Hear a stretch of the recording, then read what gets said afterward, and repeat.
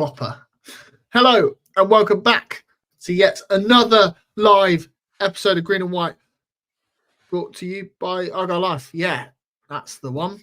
Before we get started, another polite but firm reminder to vote for us in the Football Content Awards, as we are up for the best podcast in the Football League. Yes, I can't really believe it either. I've changed the surround. If you're watching live on YouTube or on Twitter, there's a nice little QR code. It's absolutely massive. You cannot miss it. Scan that and it will send you. You can vote for us twice. Once on Twitter and once via the official platform. I think you can vote for us on Facebook and Instagram too, but that's too complicated. I'm not getting involved in all of that shenanigans. Anyway, on with the pod. The Hatters were the latest to visit Fortress Home Park on Friday night as Argyle sank a hatful of goals past recent Premier League opposition. Wayne Rooney may have finally taken his headwear off, but his recent form has seriously put a feather in his cap. Hats off to debutant and goal scorer Rami Al-Hajj and Ibrahim Sissoko, who came off the bench to bag a brace, meaning we'll likely be cap in hand to Toulouse come January. We've got an awful lot of praise to get through tonight, all before we preview Tuesday's trip to Turf Moor to face Scott Parker's Burnley, but we'll keep that under our hat for now.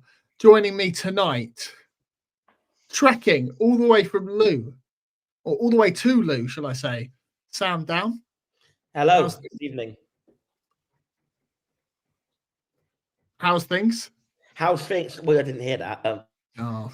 Okay, how's things? Yes, very good. I've just been on a 16-mile walk today from Plymouth to Lou, not just for the fun of it. It's in memory of our friend. Those of you who know, I travel on the banana bus to away games. Our friend Ian Bomber Harris passed away about a year ago this week. The year anniversary is actually on Tuesday, actually, when we play Burnley.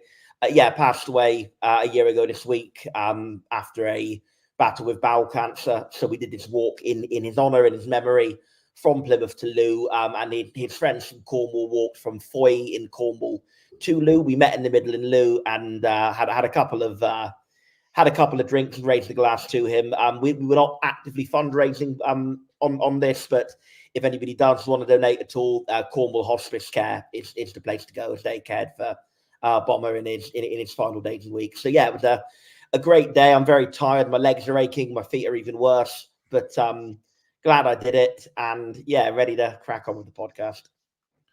Yeah, talking of feeling it, Adam Price, how's things? You on the mend?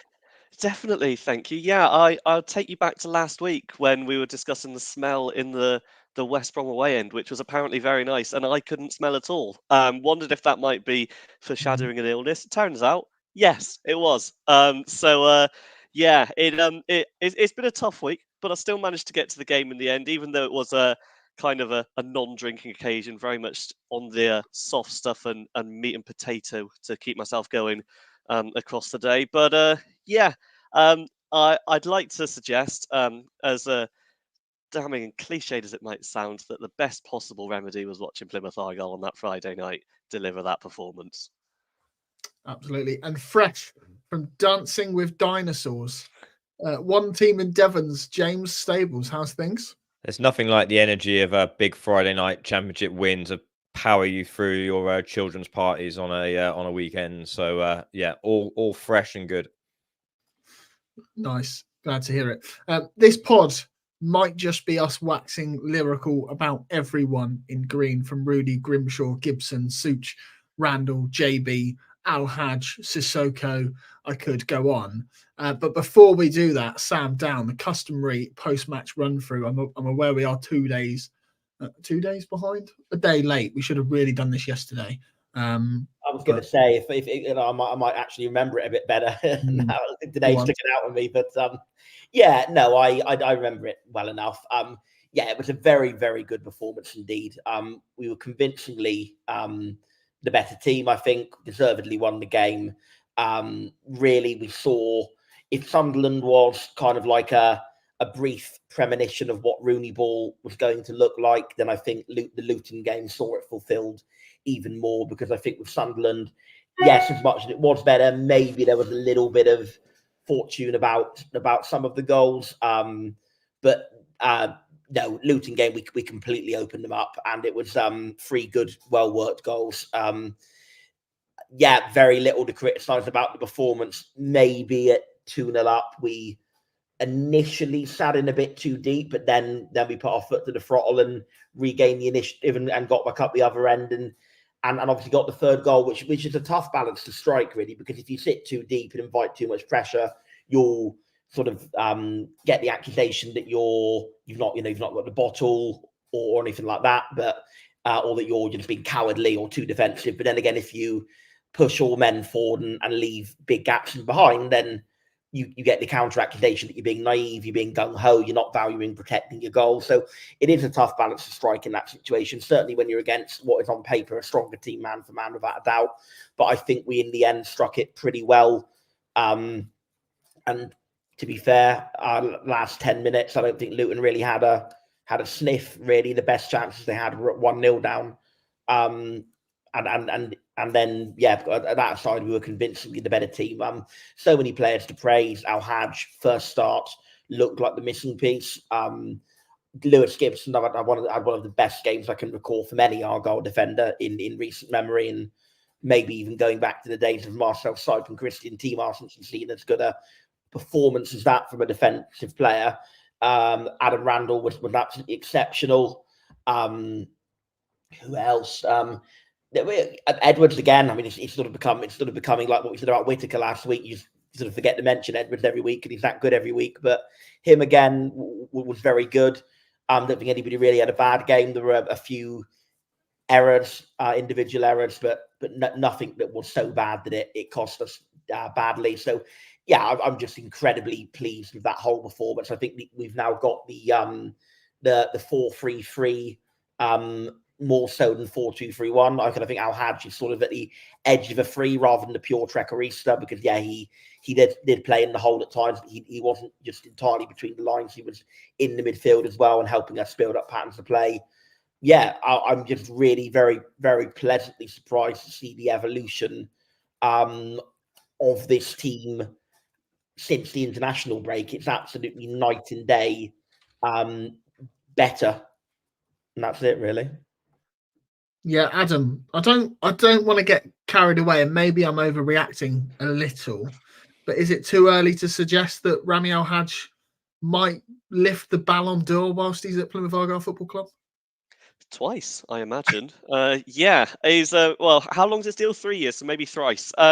Yeah, it's a wonderful start, isn't it? And yeah, if you're smashing one into the top corner 8 minutes into your full debut at home, I think there's very little that you can complain about. He's I think the best possible thing you can say in Al-Hajj's credit is the fact that after the Stoke game and after he came in, or well, before the Stoke game when he signed, there was kind of an impression of, okay, well, we've played some nice stuff so far, but he's got to be the missing link. He's got to be the one that brings it all together. And it put an awful lot of pressure on somebody who hadn't played at all this season, who'd come from another country into a new league to hit the ground running, and he's only gone and done it. It is a really impressive performance. The way that he, took the game by the scruff of the neck, got his goal, could very easily have had another goal, and looked so confident in what he was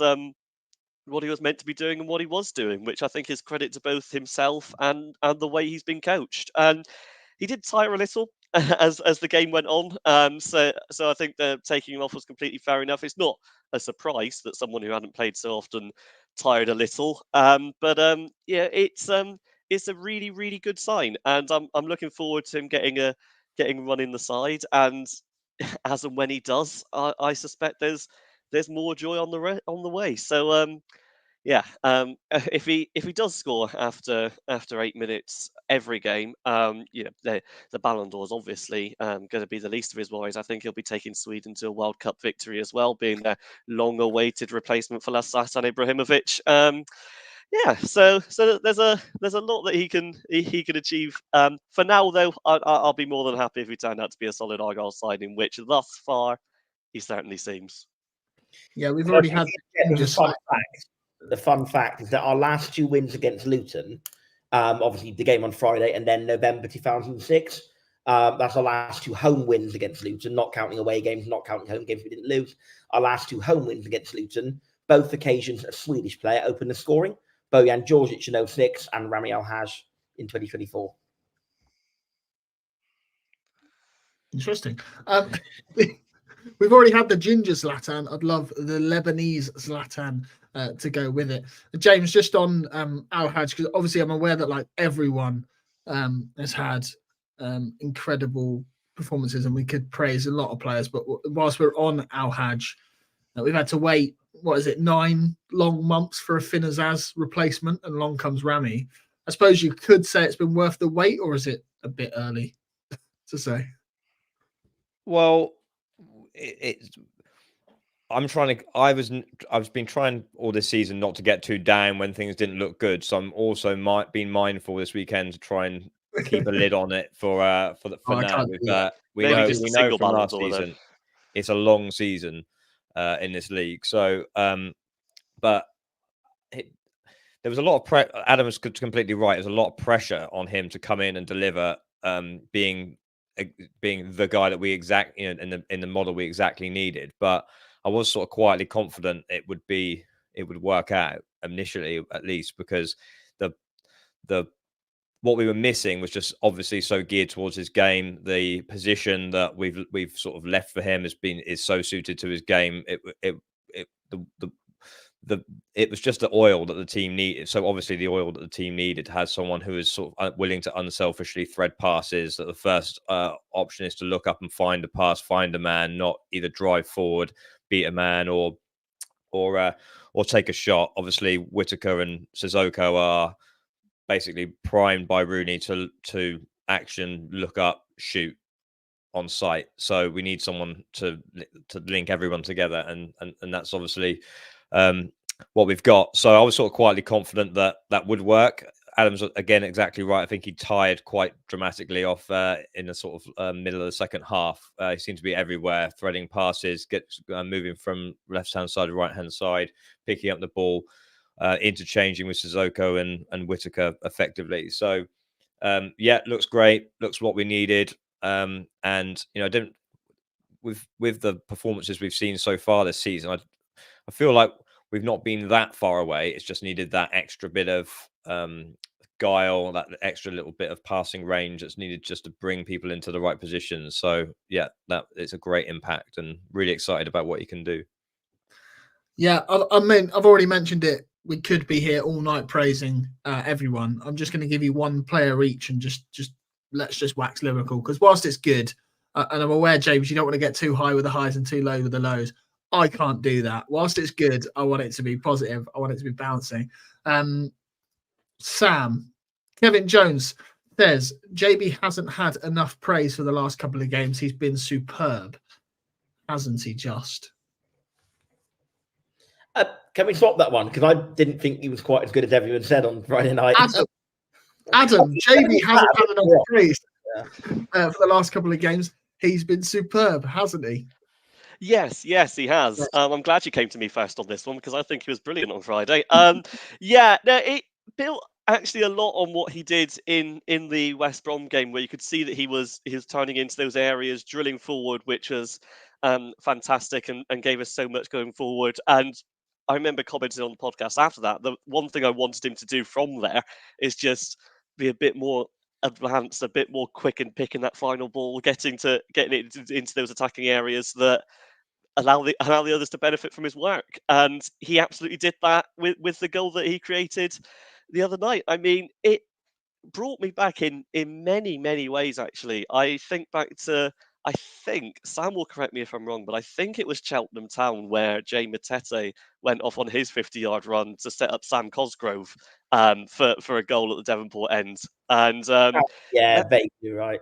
Yeah, okay. It's vaguely right, apparently. So I'm going to No, I Michelle think it is right. I mean, my memory is vague more than anything. I think it is right. Yeah, we'll go with that. But yeah, that gave me real flashbacks of that one, and the way that that Matete had that impact. I feel like the way things are going, JB can have a very similar one, and I just hope that that knock that he picked up in the midst of that goal, which I will comment on very quickly, isn't particularly serious. I think now, if I'm looking at JB and I'm saying, right, well, first of all, I want him to improve the way he got forward, tick. Second of all, I want him to improve the way he had played that final ball, tick. The one more thing that I think maybe he does need to improve is a little bit of game management, because if he stayed down after he picked up that knock, rather than getting back up and trying to play on, we perhaps don't concede the other goal. So I think perhaps when you're looking at it and going, that's the main criticism with a player, is just a bit of game management rather than anything that he's particularly offered on the field. I think it's a hugely positive sign. And I think the best possible comment I can make about the way he played is that after the game, I thought my main fear with him now is that he's only on loan, and Leeds United, being in the same league, may well want to have their eyes on him going into the second half of the season. So that's something I certainly didn't think I could be saying, honestly, just a few weeks ago. So it's a big plus, and yeah, exceptional. Let's just hope that he's not out with a similar injury that ended his spell last time, because that would be a disaster the way he's playing. Yeah, the last couple of games I've kind of forgotten that he is a youngster, and that improvement is what first full season is it shows, right? Yeah, exactly. Sam, coming to you second, not first. I assume it's Lewis Gibson that you wanted to talk about. Obviously, Luton were tentatively linked with Lewis Gibson in the summer, but they could have been so much better if they had him in their ranks. A phenomenal performance yet again. Yeah, absolutely. I think, and just to very quickly before I don't think JB had a bad game by any means. I just think that as much as he did improve in those areas, there were a couple of slightly sloppy moments at times, and the game management was a little bit of an issue. So I think he still had a solid game, but I want somebody who was as passionate about him as everyone else seems to be able to rave about how good he was. And I think Adam did that better than I could have done, in all truth. So yeah, Lewis Gibson pretty much had the complete centre-half game, right? He won pretty much everything in the air from set. They are a strong set-piece team, and he completely nullified their set-piece threat. That saving tackle in the first half where he recovered from Such's error that let Adebayo in one-on-one was absolutely magnificent from him.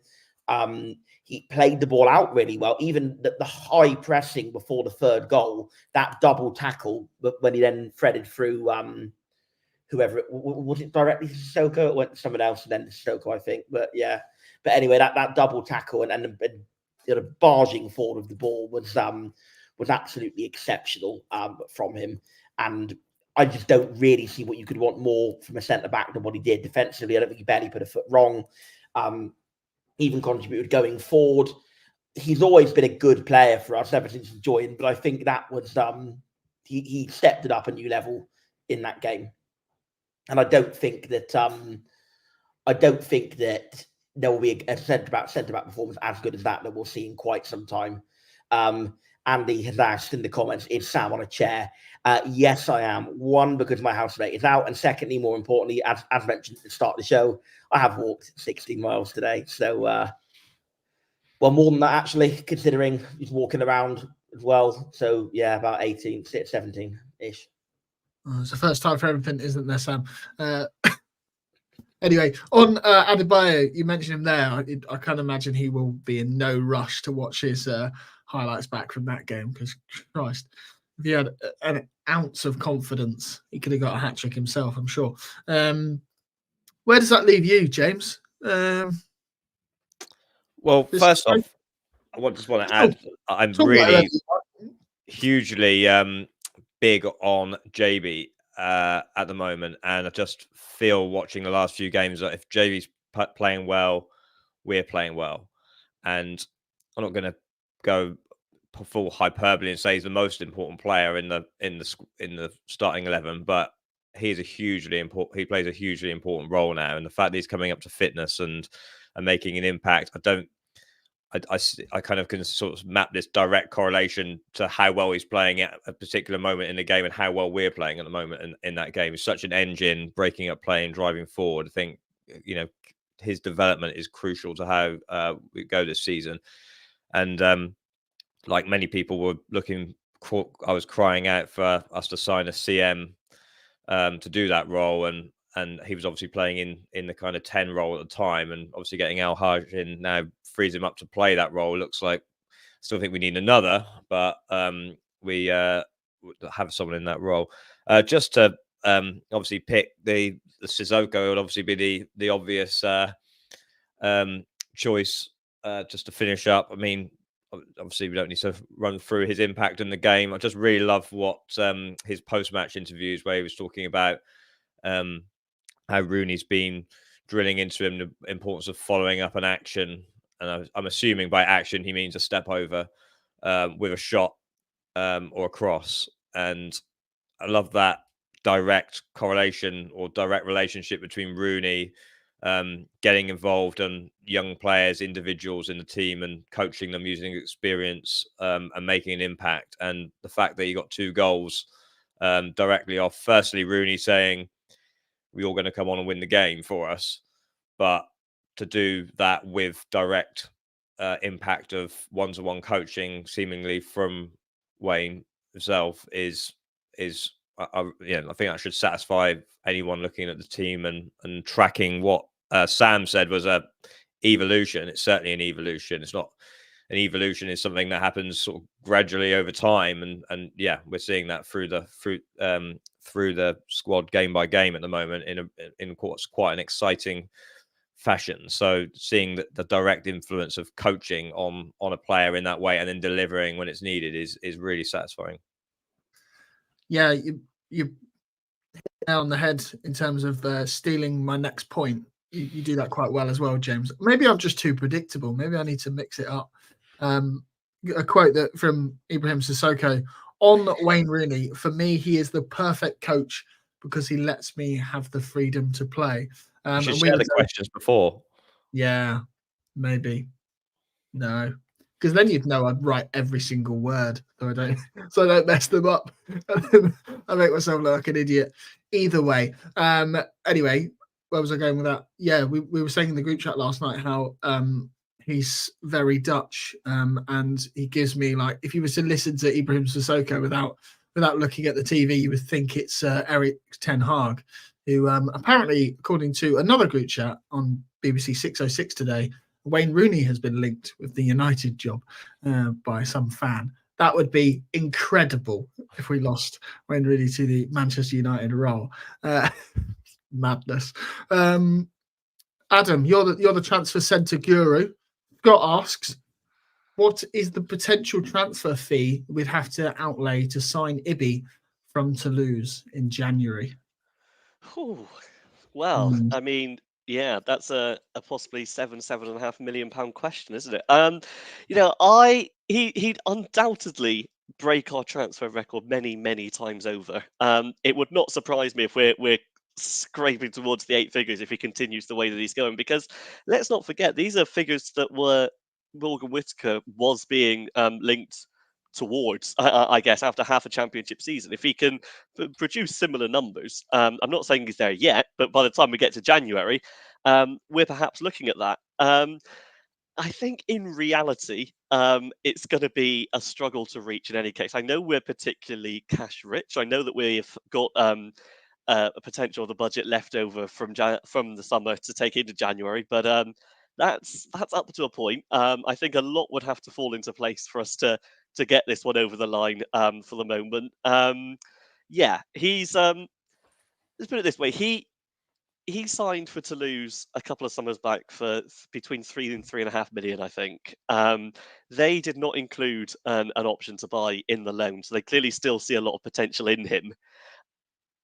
And which kind of suggests to me it's going to be a lot more than that. My impression is that perhaps a permanent fee was discussed over the summer, and it was just so sky high and beyond the realms of what we were possibly willing to pay that we just thought, let's not bother, let's go for a straight loan. The way things are going, double their money to even think about it. I think it wouldn't surprise me at all. So I'd love to be proved wrong. I'd love it to be one of those, a bit like Mumbo and Whittaker, where we thought initially they were completely out of our range to get back permanently, and then we somehow managed to wrangle a deal together. But I think right now he's going to have to be one of those that we enjoy for as long as we know he's here, and pick it up again. Because while he's here and while he's playing like this, there's going to be a lot to enjoy. So long may that continue, even if it only is for a few months. Yeah, almost want him to go under the radar and be bad enough come January that they say, "Oh, just give us a mil," and then post January, he goes on incredible. Let's not overlook the scenario in which he is recalled in January, because they're enjoying that possibility as with Finn and Dan. So, look, I think he really has come into his own hugely. I think the first few games, like Rooney said, it was a bit of an all, sort of all fur coat, no pants, as the saying goes. A lot of, step overs, not much on the end of it. But I do think certainly the last couple of games, even West Brom, even though we didn't score, he was very good in a lot of ways, and obviously absolutely incredible against Luton. So yes, it would be nice to sign him, even if he does have a dip in form. I certainly don't think they would take a loss on him, even if he barely scored or assisted between now and January. I think they would see enough potential that they wouldn't take a loss on him. So I don't think it's going to happen, but let's just hope that we don't lose him to a recall, in January, because it very easily could be a Finn and Dad's thing whereby he's playing so well, he gets recalled, then sold to a rival club and is playing against us after Christmas. And obviously we don't want that. Yeah, absolutely. This is the point where my screenshots and my questions go a bit mad, because I haven't organised this far down the running order, which is why I don't send it to you in advance, James. After the 4-0 defeat at Hillsborough, the world's media piled in on Mr. Wayne Rooney, and maybe after that showing, somewhat deservedly. But it seems to have all gone a bit quiet now that he's doing well. Just how much credit does he deserve for recent performances? Like I said, James, whilst I'm being positive, I just want to give everybody praise. So, Rooney, do you want to dish some out for Wayne? Yeah, he deserves all the praise you can get. I feel like that we spoke about the hat thing earlier in the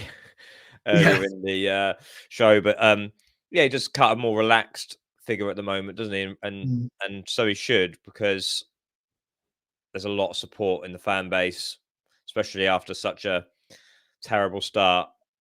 It just feels that everyone's pushing in the right direction at the moment, and a lot of decisions that were questioned or weren't clear at the beginning, even hiring him in the first place, is starting to look like a well-laid plan that was put together. But in terms of Rooney as an individual, first off, you've got that setup which he's a part of, which is now functioning in the way that has seems to be functioning over the way it has over the last few years, where we've managed to breed success from likes of Lowe and Schumacher, where you've got a club heading in one direction, everyone pushing in the right direction, all facets of the club, recruitment, coaching, and all the players on board all pushing in the right direction. So he's got that. We've got that right, it seems, so far. Rooney himself, as I say, I mentioned earlier, there seems to be a direct correlation to what he's trying to individual coaching, the fact that the players are so bought into what we're doing, that he's making a difference to obviously the team, the style of play, the system. He's impressing those ideas and making a difference to individuals. And as you've talked about on the pod over the last few months, and I've talked about on the newsletter as well, there has also been fluidity. There's been pragmatism. We've changed our shape. We've changed our slightly. We've shuffled personnel. We've when things haven't been working, those things have been addressed. We could clearly see that Whittaker wasn't getting into the game enough in the early fixtures. That's been addressed. The shape, that 4-4-2 that we started to play with, became more evidently a 4-2-3-1. Now it's starting to look more like a 4-3-3. It's not huge revolutions in terms of switching between 3 at the back, 4 at the back, or whatever. It's just kind of just little tweaks and just twiddling the knobs a little bit to make sure that keep the team functioning. I really like the way he's done that, and there's a lot of credit due to him, I think, for identifying problems, tweaking his system, not being wedded to philosophies, not being blindly bullish about his way or the highway. We've adapted, we've changed. He's making impression. The system on coaching, it's really exciting. A lot of praise required.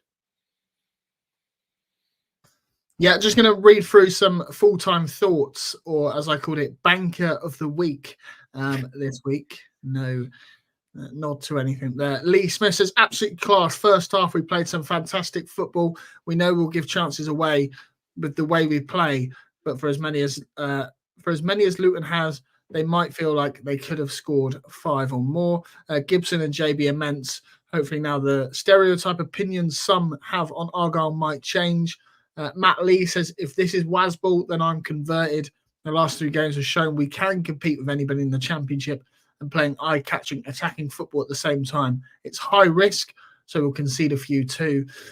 But how can you not love games like tonight, which is kind of what we were wanting, definitely from the Ian Foster spell, was we were just wanting the Argyle ethos, the DNA, the style, the Argyle way back, which we found under Schumacher, in which I think it's been heart attack football is what they call it nowadays, isn't it? Under who's heart attack football in the Prem? Someone?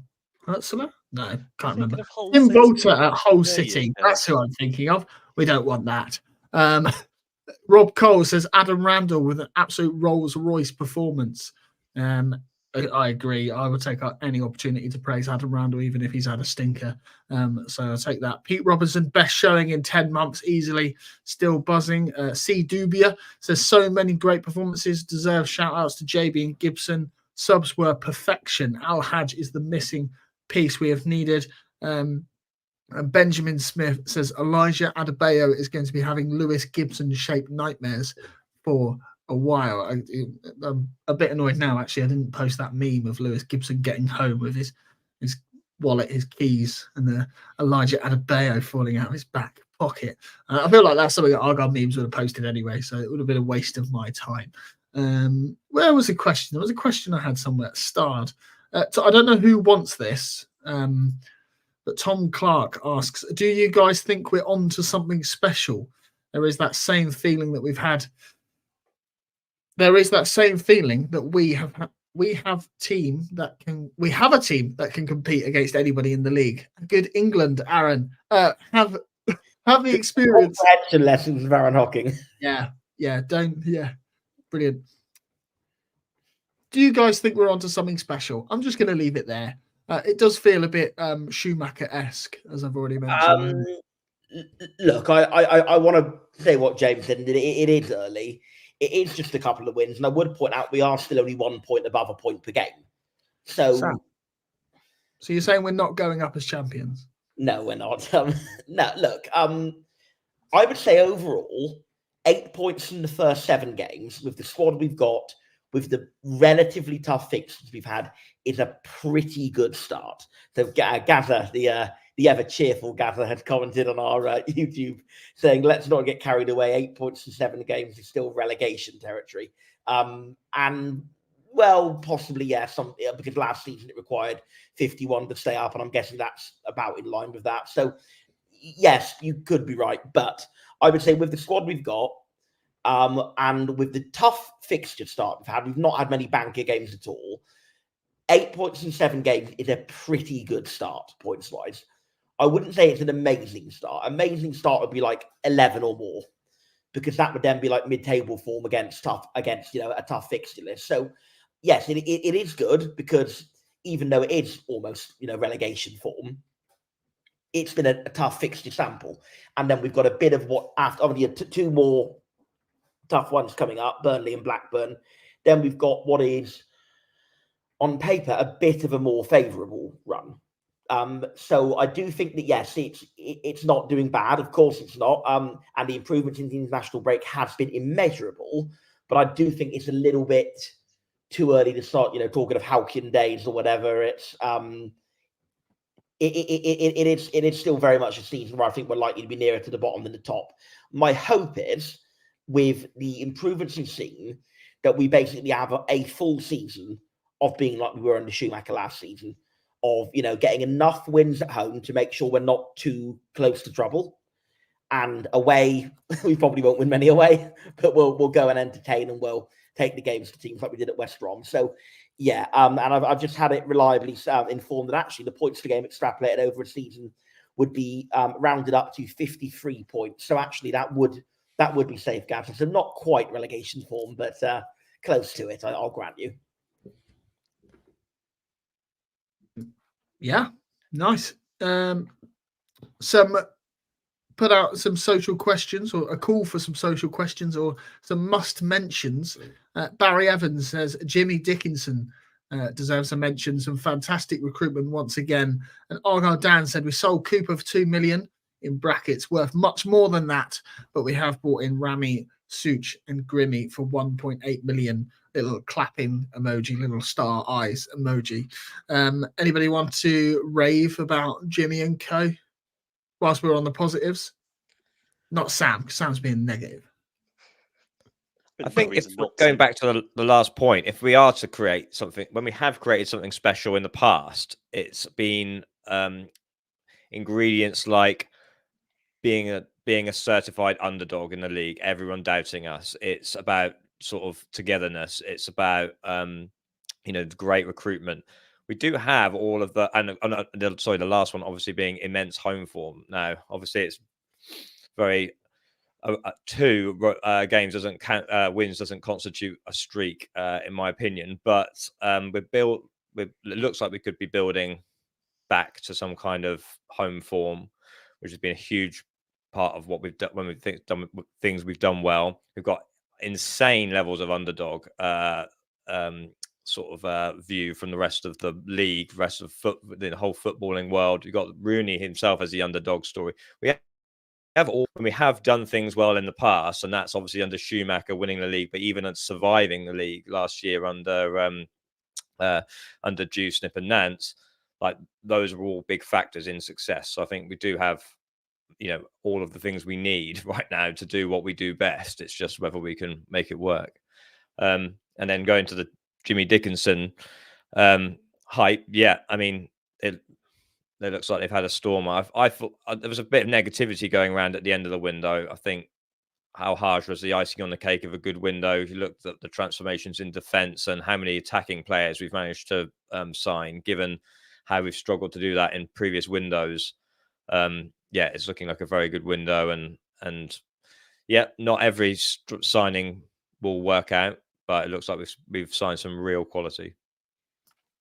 Yeah, absolutely. There was definitely no negativity on the window from this pod, was there, Sam? No, anyway. and I want to say on that, I think I underestimate, and that's nothing against Jimmy Dickinson personally, and it's tough to recruit. With one of the smallest budgets in the league, but I wasn't nearly as happy about the window as everyone else began. I felt there were key areas we hadn't improved. To be fair, I still think we're a CM short of where we want to be. No surprise whatsoever. The club are trying to sign Michael Baidoo. And obviously, if we're now transitioning more to a 4-3-3, which it kind of looks like we are, then all the more so a CM is needed. So I do still think we're 1 or 2 short in key areas. But look, Cornell Such, whilst he has made a few errors in his time with us, is only 21 and he's showing all the signs he could become an absolutely fantastic player. Sissoko really could get us a lot of points over the course of the season, even if he is just on loan. Grimshaw looks a pretty good pickup. I think certainly with all respect to Hazard, we're so much more comfortable playing out for the back than Grimshaw plays. His passing range and his passing execution are a lot better.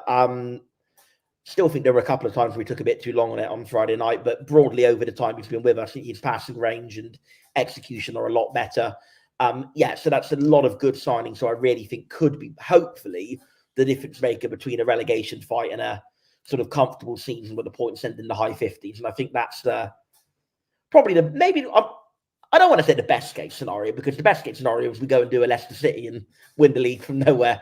But the realistic best case scenario, if that's not an oxymoron, is I think that we have that sort of high 50s, maybe low 60s points tally and finish comfortably mid-table. And I think the recruitment, if we do get there, the players we brought in will be hugely beneficial towards that. just maybe less than the better about Ogbeta and Powson, as much as Adam is in the Powson fan club. But look, maybe those two will come in and have a part to play. But so far, they look like they've been kind of sacrificed after Sheffield Wednesday loss. But who knows? Maybe one or both of them will come back in and will contribute. That's international European goal scorer Victor Powson you're digging out there, Sam. Not a fan of that on this podcast, especially this positive outlooking podcast. Is there anything you like? I'm a fantastic singer, Nathaniel Ogbeta as well. Let's not forget actually, yeah, exactly. Well, we've seen it live. It's yeah. Anything you guys want to add on the Luton performance before we move on? The only thing I want to mention is that the Sky camera zooming in on somebody that wasn't Simon Hallett, which was absolutely brilliant. Looked like if he ordered Simon Hallett off Wish. Absolutely fantastic work with Sky. But yeah, if anybody else has anything of note to add that isn't that. I just think Adam Randall deserves a bit of highlighting. I think I know that we kind of gave us one player each. I kind of assumed you were saving Randall for yourself, but if you've not, then I'll just go and have a little. You know me. I don't talk on these pods. Words aren't my thing. Okay, which is great on a podcast. Yeah, I think Adam Randall showed a real maturity to his performance on Friday night. I think that whilst last season he had some very good games, he also had some moments where he looked a little bit out of the game, maybe like the game was passing him by a little bit. He looked a little bit flustered on the ball. And I think these last couple of games, we've not seen anything like that. I think he's really stepped up a level. And I want to quote something that Fraser, who's been a long time sort of previous contributor to Argyle Life, put on X, formerly Twitter, earlier today. So I'll credit him. I won't just steal it as my own point. Is that Randall has stepped up every season. He's been with us enormously. The 19 to 20 season, he was just a player who we occasionally brought off for 5 minutes off the bench in League Two. The 2020 to 21 season, he had that brilliant year on loan at Torquay, where he really adapted his skill set, played right back, played right midfield in the flat four. 21-22, that was his real breakthrough. And that was kind of almost like a bit now or never for him, the breakthrough with us, because he was 21 at that point. We were developing, we were signing other CMs like Alfie Lewis, who I'll always mention whenever I can. And when he came in, it was a bit like, well, Randall's really got to fight for his place now, because we've brought in a young player from outside the club who seems quite highly rated. Does that mean that maybe Schumacher's not sure on Randall? But Randall really grabbed that opportunity with both hands. So he had a real breakthrough season. But there were still times maybe where he looked a bit out of his depth. Then the following season in League One, he was absolutely excellent as we won the title, came back in at the end of the season and helped see us over the line to win the league. Showed he was a quality League One player. Last season, he had some very good moments, but had some very wobbly moments as well. And I think this season he's showing that he's really refining himself to the Championship in the same way that he previously refined himself to League One. And what a strike that was that hit the bar! I loved it when Sky sort of panned on at him, and he had a little bit of a smile and a bit of a laugh after, as if to say, "Blimey, that would have been good, wouldn't it?" But and it really would have been. But hopefully he'll get a contribution at Burnley, where it is his birthday as well, I would add. Because in preparation for making this point, I looked up how old he was to make sure that I was correct in my recollection. And indeed, I saw that it's his birthday in 2 days' time. So birthday goal and a win at Turf Moor would be, I'm sure, the best present you can wish for. Absolutely. Of all the points you've ever made, Sam, trying to pretend that Alfie Lewis was a serious contender to Adam Randall's position at the time, it looked like he might be, because at the time we were thinking this is some really exciting young player. They called him the Cockney Perlo in the League of Ireland. So obviously, as it turned out, of course he wasn't, because he sort of, as we alluded to in our talking about random footballers pod, he just disappeared off the face of the earth. But at the time, he looked like he might be. And obviously Adam Randall stepped it up hugely.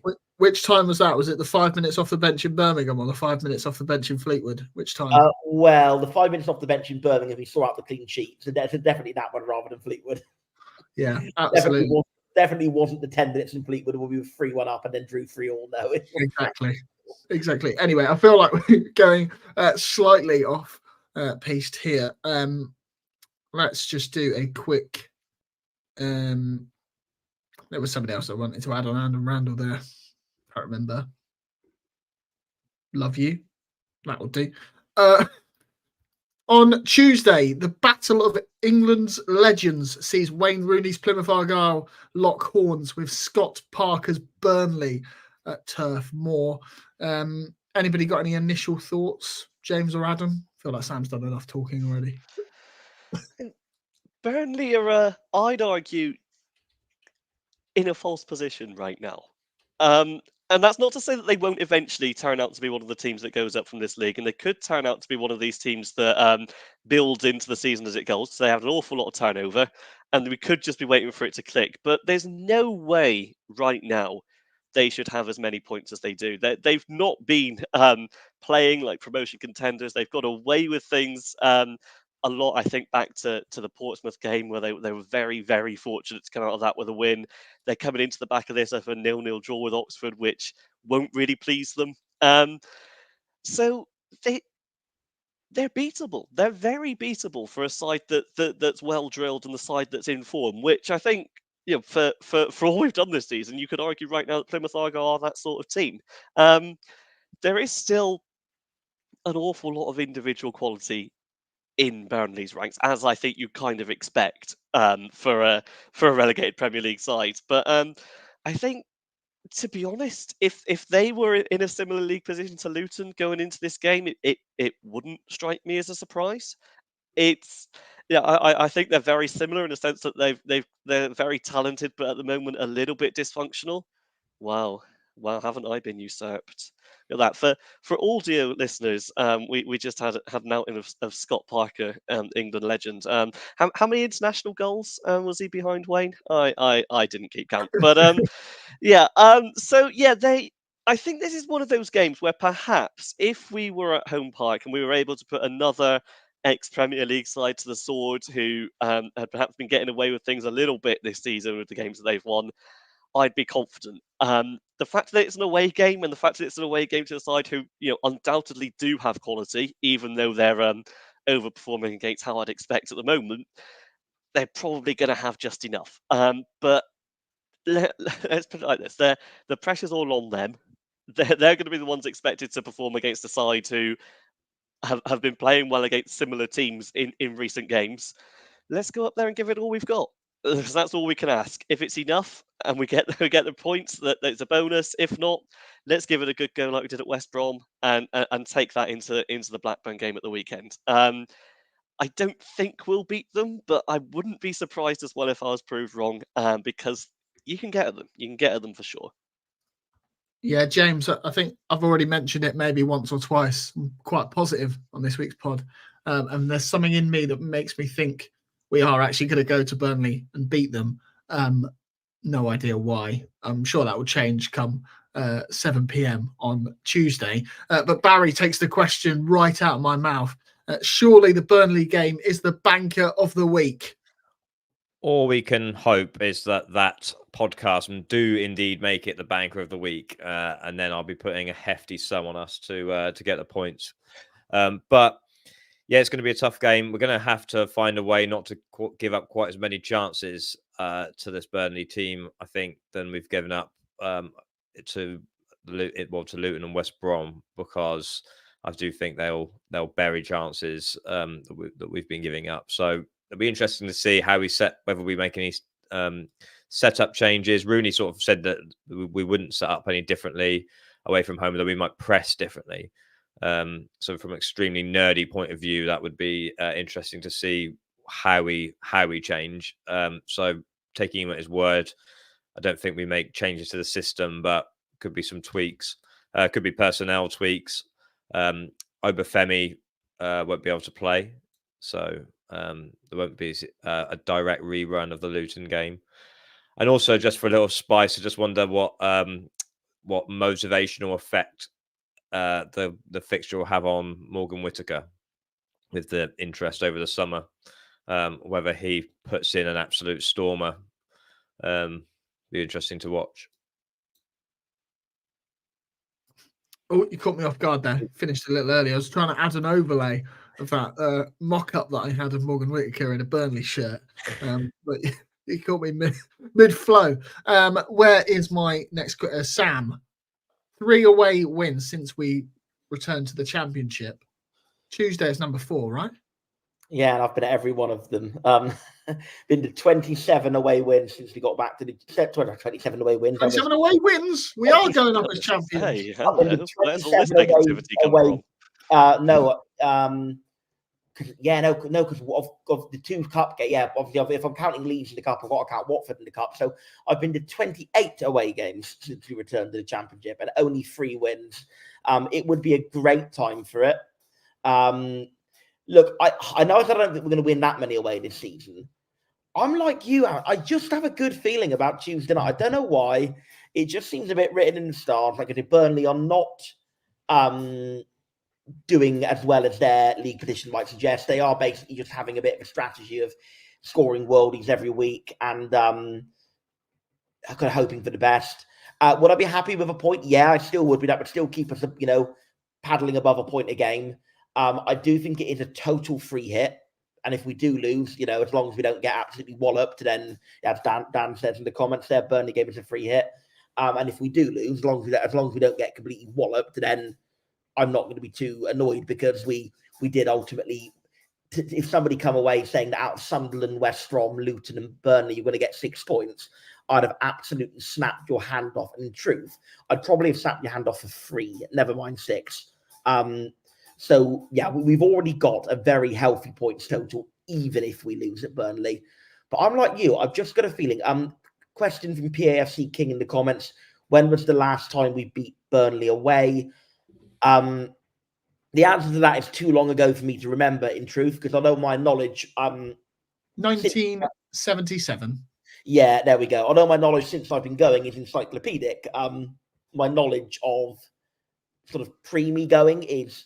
probably I'd say respectable, but I wouldn't know individual games and that kind of thing. So, yeah, realistically, no way I was getting that. But 1977, wow, that would be the first time in nearly 50 years, which would be absolutely remarkable.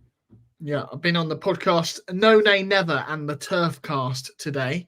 I had to turn down another Burnley podcast. I'm not doing 3 and saying the same thing on each one, but they both mentioned that game in 1977 under Tony Walters. Obviously, don't remember that. I also don't remember the games that they were talking about before I was born as well. So not a lot of use there, but go and check those out if you want to hear an Argyle preview of the Burnley game, but not that insightful, really. You already know it. If I'm on it, not going to be that interesting. Anyway, yeah, Dan Underwood says 47 years. So let's not make that 50. Yeah, I think unless you guys have got anything else to add on Tuesday night, I'd like to leave on that nice little positive note. Although normally when Sam goes into a game positive, that means we're going to lose it. So he's like the reverse Dilks, shall we say? Although it's important to add to give credit to Mr. Dilks, he didn't have Luton as his banker of the week. He had West Brom at Sheffield Wednesday. So it just keeps his record going. It's absolutely class. But yeah, we've had our fair share of clips, haven't we, Sam? You've featured on Ipswich Town. Me by the Ipswich fans. John by Stoke and Sheffield Wednesday fans. I'm going to be there. I'll be heading off from Plymouth at 9:15. We're going to be hitting the motorway early. Somebody who may or may not be listening to the stream has invited us into his local, so we'll be there from probably middle of afternoon onwards. And I'm very, very much looking forward to it. I've got the day off and the day off on the Wednesday, so I'll have some fun. It's all right for some, isn't it? But yes, talking about having days off and enjoying ourselves and celebrating, remember to vote for us in the Football Content Awards for Best Podcast, because tonight went without a hitch, actually, for once. I mean, apart from me not being able to say words, which is and me being very, very tired. Yes. When are you not? Yeah, I think we'll call that a night, unless you've got anything to add, James and Adam. Nope, at all. No. Always happy to end on a positive note. Come on, you green. Exactly. And remember to go and subscribe to James, is it your Substack, right? How do people find that? Substack, oneteamindevon.com. I've got a vanity URL, just oneteamindevon.com. You've paid for the upgrade. It was a gift. Gift from a fan. Oh, well, if anybody wants to gift us a URL, not going to say no. Anyway, love you, bye.